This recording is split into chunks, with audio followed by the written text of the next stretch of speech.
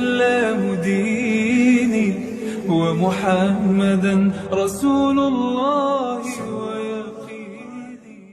الحمد لله والصلاة والسلام على رسول الله سيدنا ومولانا محمد ابن عبد الله وعلى آله وصحبه ومن تبعه ومن والاه. أشهد أن لا إله إلا الله وحده لا شريك له وأشهد أن سيدنا محمدا عبده ورسوله لا نبي بعده.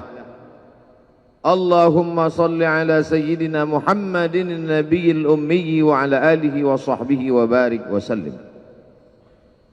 قال الله تعالى في القرآن العظيم وهو أصدق القائلين: أعوذ بالله من الشيطان الرجيم. يا أيها الذين آمنوا اتقوا الله حق تقاته ولا تموتن إلا وأنتم مسلمون. وقال تعالى في آية أخرى: يا أيها الذين آمنوا اتقوا الله وقولوا قولا سديدا يصلح لكم أعمالكم ويغفر لكم ذنوبكم ومن يطع الله ورسوله فقد فاز فوزا عظيما. عباد الله، أوصيكم ونفسي بتقوى الله وطاعته فقد فاز المتقون. Hadirin jamaah Jumat yang dimuliakan Allah Subhanahu wa taala. Semua orang senang melihatnya karena dia bersih, karena dia rupawan, karena dia sopan dan santun, karena ayahnya meninggal dan ibunya juga sudah lama meninggalkannya. Orang kasihan melihatnya. Maka karena kesenangan hati mereka, mereka sendiri yang memberikan gelar untuknya yang belum pernah mereka berikan kepada orang sebelum dia. Gelar itu bernama Al-Amin, orang yang layak menerima amanah. Amin diambil dari 3 huruf, alif, mim, nun. Dari kata alif, mim, nun muncullah kata amanah. Orang yang mampu menerima amanah disebut Al-Amin. Kita mengatakannya jujur. Lawan daripada amanah adalah khianah, al-khain, pengkhianat. Dia tidak berkhianat. Dia adalah seorang yang mampu mengemban amanah dan terpercaya. Maka semua orang percaya kepada dia. Dari alif, mim, nun juga akar yang sama dengan iman. Akar kata yang sama dengan iman. Maka iman berarti percaya. Dia adalah orang yang dipercaya karena memang dia mampu mengemban amanah. Kapan kebencian itu datang? Kebencian itu datang ketika dia naik ke atas bukit Safa dan dia berkata kepada semua penduduk Makkah, seandainya aku katakan di balik bukit Jabal Abi Qubais yang besar, gagah, perkasa, tinggi, menjulang ini ada pasukan musuh yang akan menyerang kita, apakah kalian percaya? Semua mereka berkata, shadaqnaka, kami percaya karena memang kami menggelar engkau orang yang dapat dipercaya. Seandainya aku katakan bahwa ada pasukan musuh yang akan meluluh lantakkan, menghantam, membunuh kita, apakah kalian percaya? Mereka menjawab, shadaqnaka, kami percaya. Seandainya aku katakan bahwa aku menerima wahyu dari Allah dan aku diperintahkan Allah untuk mengabarkan kepada kalian yang baik-baik akan masuk surga, yang jahat-jahat akan masuk neraka, percayakah kalian? Disitulah perlawanan datang, bukan dari orang lain, bukan dari musuh, bukan dari lawan. Perlawanan itu datang dari saudara kandung, dari ayah kandung yang masih ada hubungan darah. Tabban laka ya Muhammad alihadza jama'tana. Celakalah engkau Muhammad, apakah hanya untuk ini saja kau kumpulkan kami hari ini?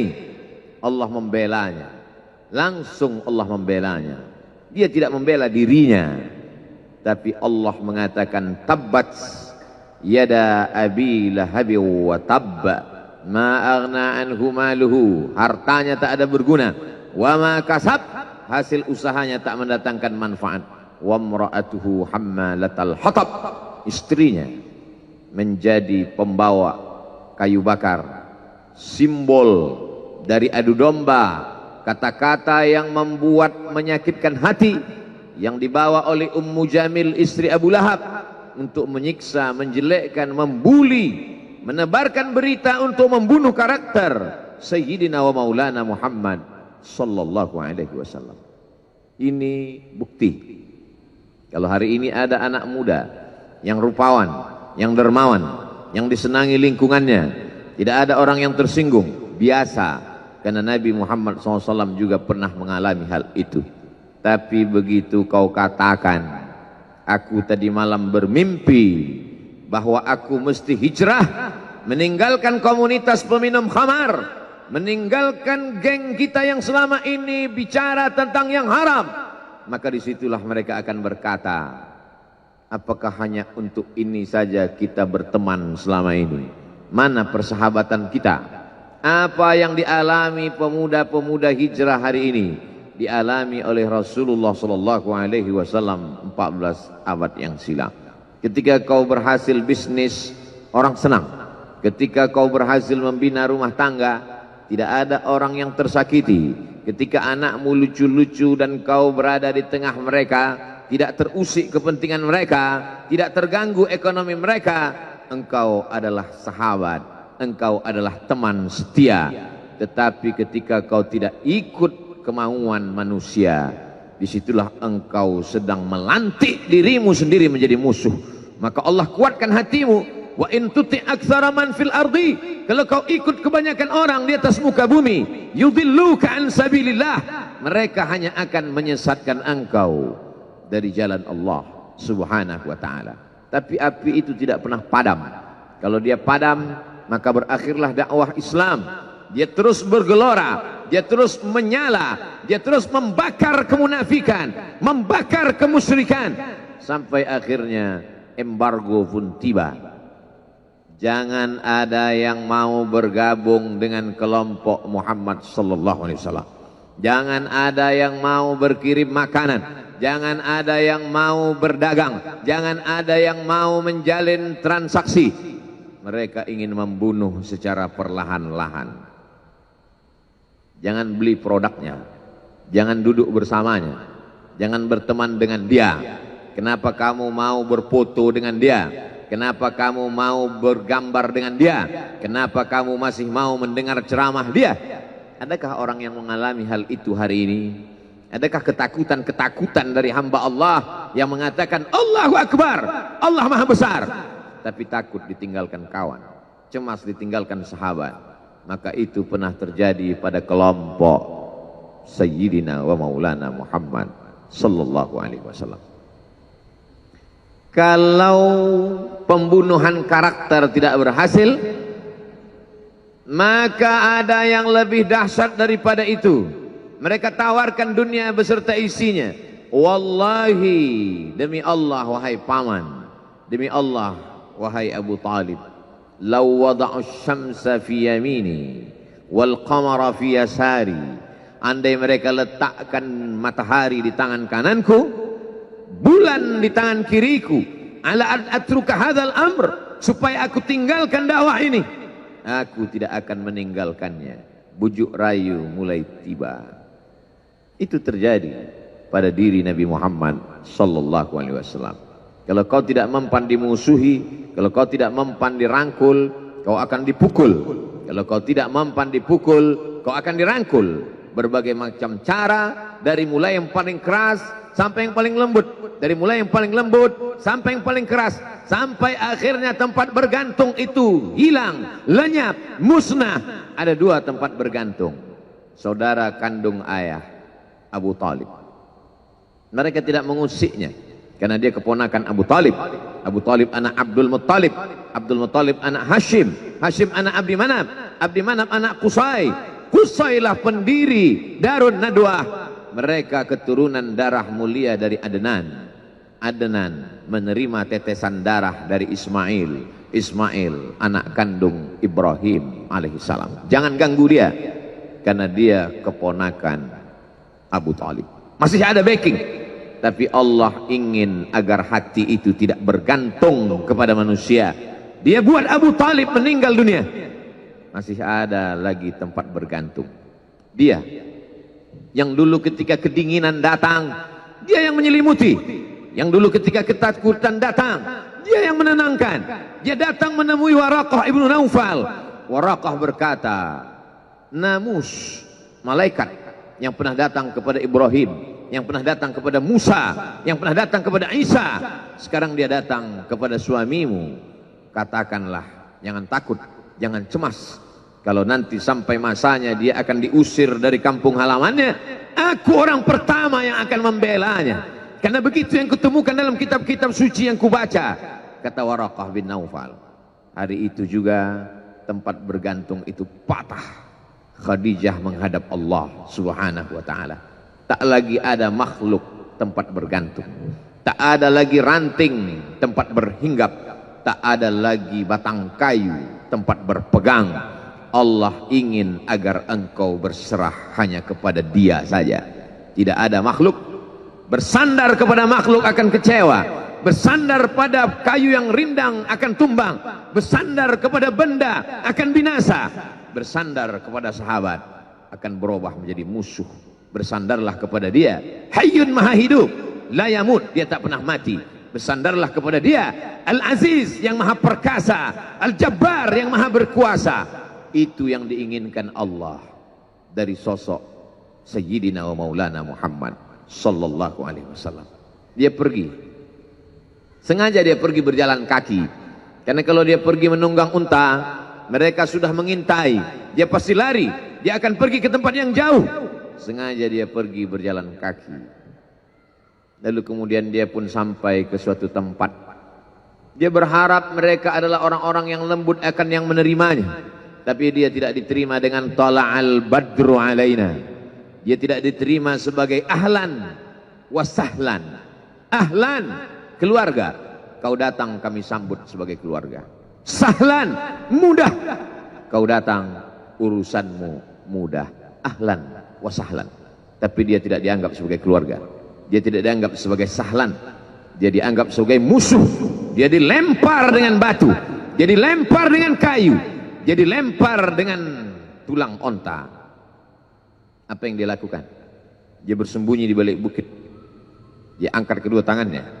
Ilaika ashku dha'fa quwwati. Kepada engkau saja aku mengadukan kelemahanku. Wa qillata hilati, ketidakberdayaanku. Wa hawani bainan nas, aku hina di tengah mereka. Kalau dulu aku ada tempat bergantung, ada tempat bersandar, ada tempat mengadu, hari ini hanya engkau saja ya Allah. Datanglah malakul jibal, malaikat penjaga segala bukit di atas dunia. Kau tunjuk mana bukit yang paling besar ya Muhammad, akan kutimpakan kepada mereka. Hati yang luka biasanya akan marah, akan kecewa, tapi itu tidak terjadi pada Nabi Muhammad sallallahu alaihi wasallam. Apa yang dia katakan? Asallah an yukhrij min aslabihim man ya'budullaha wa la yusyrika bihi syai'a. Ya Allah, keluarkan dari tulang sulbi mereka, keluarkan anak cucu mereka yang akan menyembah Engkau. Tidak ada satupun yang akan mempersekutukan Engkau di atas muka bumi ini. Doanya dikabulkan, hatinya susah, pikirannya kacau, tapi lidahnya tidak berkata-kata kasar. Dia doakan agar anak cucu mereka menyembah Allah. 100% penduduk Taif hari ini bersyahadat asyhadu an la ilaha illallah wa asyhadu anna Muhammadan Rasulullah. Doa orang yang teraniaya, doa orang yang terzolimi. Dia berhenti di sebuah kebun. Ada seorang yang bukan terpandang membawakan beberapa ranting anggur sebagai pelipur lara, penghilang haus, pelepas daganya. Ketika anggur itu akan masuk ke mulutnya, dia berkata Bismillahirrahmanirrahim, atas nama Allah. Maka hamba sahaya miskin, susah, melarat, perantau yang tak punya apa-apa itu heran. Apa yang kau ucapkan? Bismillah. Kau sebut nama Allah ya. Tidak ada satupun orang di kampung ini kalau makan menyebut nama Allah. Siapa engkau? Aku Nabi yang diutus Allah Subhanahu wa ta'ala. Berarti engkau sama dengan orang yang dulu pernah berada di kampungku. Engkau dari mana? Aku dari Ninawi. Ninawi, ya. Di sana ada saudaraku, kata Nabi Muhammad sallallahu alaihi wasallam. Di sana ada saudaraku namanya Yunus bin Matta. Yunus bin Matta adalah saudaraku. Sama-sama hamba yang diutus Allah Subhanahu wa ta'ala. Dia juga diingkari oleh kaumnya. Dia masuk ke dalam lautan, ditelan seekor ikan dalam 3 kegelapan. Gelapnya tengah malam, gelapnya lautan, gelapnya perut ikan. Dia berserah kepada Allah. La ilaha illa anta subhanaka inni kuntu minal zalimin. Begitu cara Allah mengingatkan Nabi Muhammad SAW. Apa yang kau rasakan hari ini belum ada apa-apanya dengan apa yang pernah dirasakan oleh Yunus bin Matta. Mendengar itu langsung saja Addas bersimpuh sujud mencium lutut Nabi Muhammad sallallahu alaihi wasallam. Dia tidak mulia, dia hamba sahaya, dia miskin, dia perantau, tapi dia sempat mencium tangan Nabi Muhammad sallallahu alaihi wasallam. Dia sempat menghilangkan dahaga dari leher Nabi Muhammad sallallahu alaihi wasallam. Pertemuan yang berkesan. Biarlah pertemuan itu sekali, tapi sampai ke lubuk hati. Untuk apa pertemuan yang berulang kali, tapi hanya sampai di tepi bibir, hanya basa-basi. Nabi SAW kembali, dia pulang. Di tengah perjalanan dia mendengar, qul, katakan, uhiya ilayya annahu istama'a nafarun minal jin. Ada sekelompok jin. Jin itu berkata, inna sami'na Qur'anan ajaba. Kami mendengarkan bacaan Al-Quran ajaba, menakjubkan, ajib. Biarlah manusia menolakmu, biarlah manusia yang aku dan sombong itu tidak menerimamu, tapi ada satu makhluk yang mau menerimamu. Inna, kami dari kalangan jin, sami'na, mendengar Qur'anan ajaba, bacaan Al-Quran yang mengagumkan, yahdi ila rusdi, yang membuat kami lurus berpikir benar. Betapa jin yang dikatakan makhluk jahat, tapi ketika dia mendengarkan bacaan Al-Quran tersentuh hatinya dan dia bersyahadat, anna minnal muslimun, kami ada yang muslim, wa minnal qasitun, kami ada yang kafir. Yang muslim taharrau rasyada, selalu mencari jalan kebenaran. Yang kafir kanu li jahannam hataba, mereka hanya akan menjadi santapan neraka jahanam. Dia kembali ke kota suci Makkah Al-Mukarramah seperti biasa, sampai akhirnya datanglah malaikat Jibril membelah dadanya, mensucikan hatinya sampai layak, lalu kemudian dia pun dibawa. Subhanalladzi asra bi'abdihi lailan, maha suci Allah yang memperjalankan hambanya pada suatu malam, minal masjidil haram ilal masjidil aqsa, dari masjidil haram ke Masjidil Aqsa, alladzi barakna haulah, kami berkahi sekelilingnya. Untuk apa? Linuriyahu min ayatina, kami ingin memperlihatkan kepadanya tanda-tanda kebesaran kami. Selama ini dia hanya didengar, azab kubur didengar, neraka jahanam didengar, malaikat didengar. Hari ini kami ingin memperlihatkan tanda-tanda itu kepada hamba kami. Jangan bersedih ketika kau didustakan. Jangan bersedih ketika kau dibunuh karaktermu. Jangan berduka cita ketika tidak ada manusia yang menerimamu. Karena sesungguhnya itu hanyalah cara Allah menguatkan hatimu, karena dia ingin mengangkat derajatmu, menempatkan di tempat yang terpuji, memperlihatkanmu sesuatu yang tidak pernah dia perlihatkan kepada manusia yang lain. Dia buat hatimu hancur berkeping agar tidak lagi ada tempat makhluk dalam hatimu. Yang ada hanya Allah semata. Ma fi qalbi ghairullah. pada saat itu mentalmu sudah kuat, layaklah engkau berada di tempat yang terpuji. Kalau ada orang menyakitimu, jangan berduka. Kalau ada tetangga, sahabat, kawan baik meninggalkanmu, jangan berduka lara. Karena sesungguhnya di balik itu semua, fa inna ma'al usri yusra, inna ma'al usri yusra. Idza daqat 'alaika dunya faqul ya Allah. Kalau terasa sempit dunia, mengadulah kepada Allah. Idza sa'alta fas'alillah. Kalau minta-mintalah kepada Allah. Wa idza sta'anta fasta'in billah. Kalau minta tolong, minta tolonglah kepada Allah. Iyyaka na'budu wa iyyaka nasta'in. Kepada Engkau kami menyembah, kepada Engkau kami beribadah, kepada Engkau kami bersimpuh sujud, kepada Engkau juga kami meminta pertolongan. Barakallahu li wa lakum fil Qur'anil azim wa nafa'ani wa iyyakum bima fihi minal ayati wadh-dhikril hakim wa taqabbala minni wa minkum tilawatahu innahu huwal ghafurur rahim.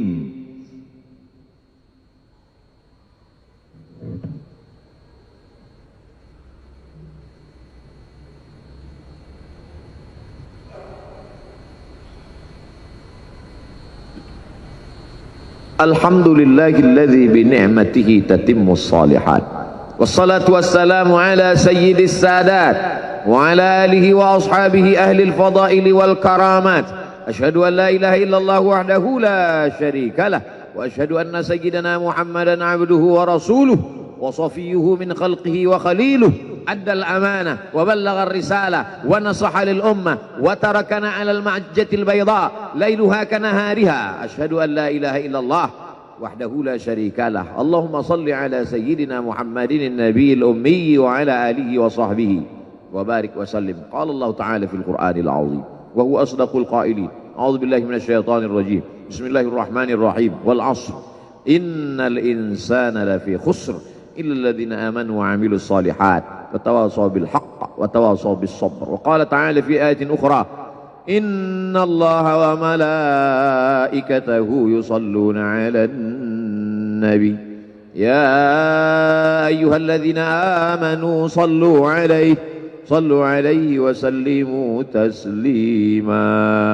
اللهم اغفر للمسلمين والمسلمات والمؤمنين والمؤمنات الأحياء منهم والأموات برحمتك يا أرحم الراحمين.